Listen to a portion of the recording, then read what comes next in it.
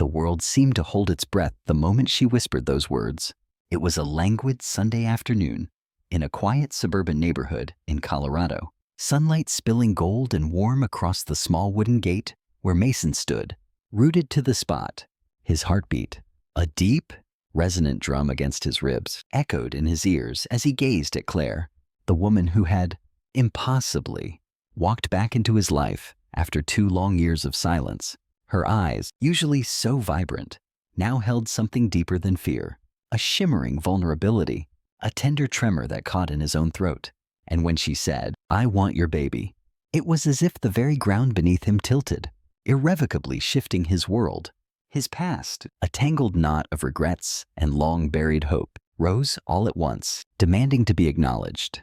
It was the kind of moment that cleaved a life into a stark before and after, a silent promise whispered on the wind.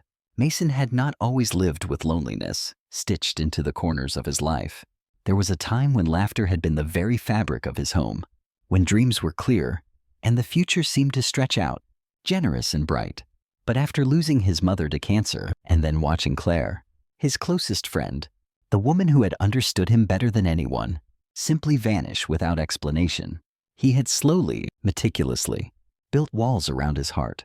His life became a quiet dedication to routine.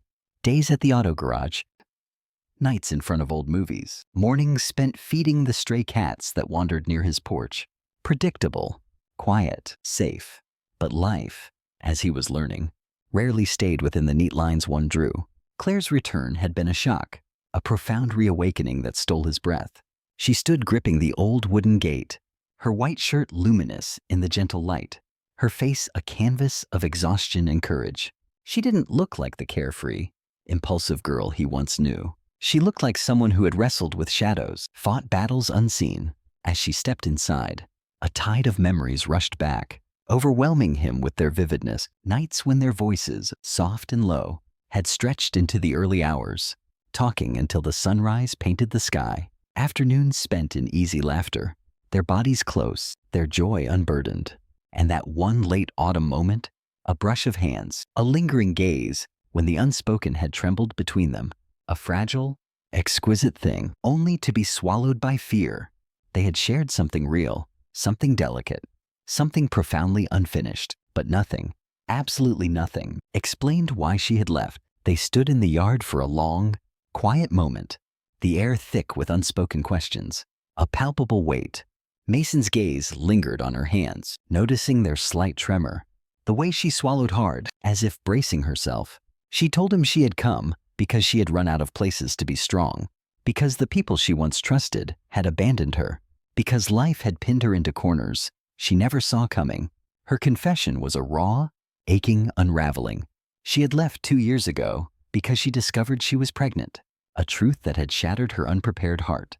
The father, someone she had believed in, had walked away, leaving her heartbroken and terrified, ashamed and utterly alone. She had fled town, cutting off everyone, even Mason, the one person who would have stood by her through anything.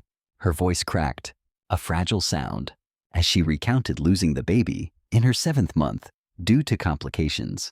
The grief a silent, devouring beast that had swallowed her whole.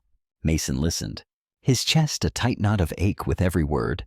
He couldn't begin to fathom the depth of her pain, the drowning loneliness, the crushing weight of guilt she must have carried. There were moments when he wanted to reach out, to interrupt, to pull her into his arms, tears stinging his own eyes. But he stayed silent, a steady presence, letting her empty every last corner of her heart. It wasn't until she spoke the words again, softly, trembling, that everything within him shifted. "I want your baby." Or, not because she wanted to replace the child she'd lost, not because she needed someone to save her, but because Mason was the only man she had ever truly trusted, the only one who had made her feel seen, safe, and loved, without ever asking for anything in return. She hadn't come with expectations, only with a truth, raw and unpolished, that laid itself bare between them. Mason took a slow, deep breath, feeling a familiar weight lift from his shoulders, even as another, different kind, settled into his heart. He had spent years consumed by the mystery of her vanishing, tormented by what he might have done wrong, why love always seemed to leave him behind. But now, seeing her pain, her scars, her quiet, fierce courage. He understood this moment wasn't about him, it was about two broken people whose paths he had, by some tender twist of fate, converged again, exactly when their hearts were most desperately in need of healing. They moved to the porch, sitting in a comfortable silence as the wind rustled through the trees, a soft sigh. He watched her stare at her hands as if expecting him to turn away, to reject the impossible request.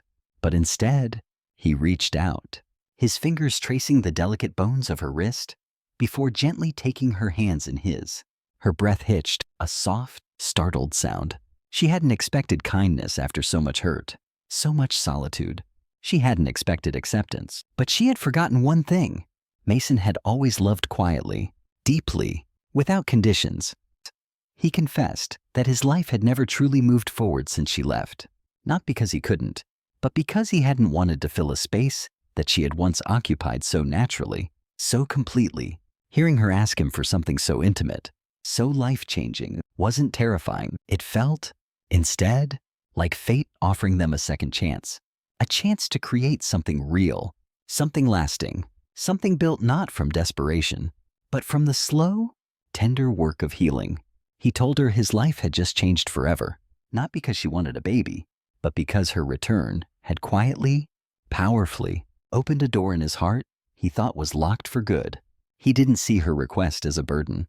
He saw it as a turning point, a moment where two wounded souls could, at long last, truly begin again. Over the next weeks, Claire stayed in the small guest room within his cozy home, a gentle presence filling the quiet spaces. They talked for hours each night, the unspoken words of 2 years finally finding their way into the soft intimacy of shared whispers. They walked through the neighborhood, sometimes, without realizing it, their hands finding each other, a warm, comforting contact. Slowly, tentatively, Claire began to smile again, a fragile bloom. Mason, in turn, began to live again, a quiet light returning to his eyes. They didn't rush into anything. Their intimacy was a slow, deliberate dance of trust and tenderness. They sought counseling together, meticulously discussing future plans, their deepest fears, and how to build a foundation strong enough for the family she hoped for.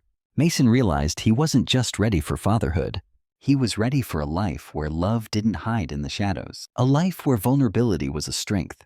Claire, too, came to a profound understanding. She wasn't asking for a baby out of grief. She was asking out of love, out of an unwavering trust, out of hope for a future with a man who had never abandoned her heart, even when she had, in her pain, abandoned his. Their journey wasn't without its shadows. There were nights when her past trauma resurfaced, a cold hand on her heart, and Mason would simply sit beside her, his warmth a silent anchor, his steady presence a balm. Mornings when Mason worried if he was truly enough, if he could truly rise to meet this profound request. Days when uncertainty clouded their vision, but they walked through each moment together, slowly, gently, bravely, their unspoken connection deepening with every shared breath. Months passed, and one crisp winter morning, Claire walked out of the bathroom, holding a small pregnancy test, her hands trembling. Mason looked into her tear-filled eyes and understood instantly, a quiet joy blooming in his chest. She nodded, unable to speak, the tears now flowing freely.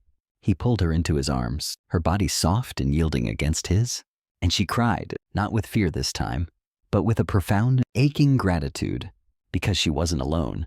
They would face this together, every tear, every joy, every uncertain chapter. And for the first time in his life, Mason felt a kind of fulfillment that didn't depend on perfection, only on love, on faith, and on two hearts, finally, truly, healing side by side.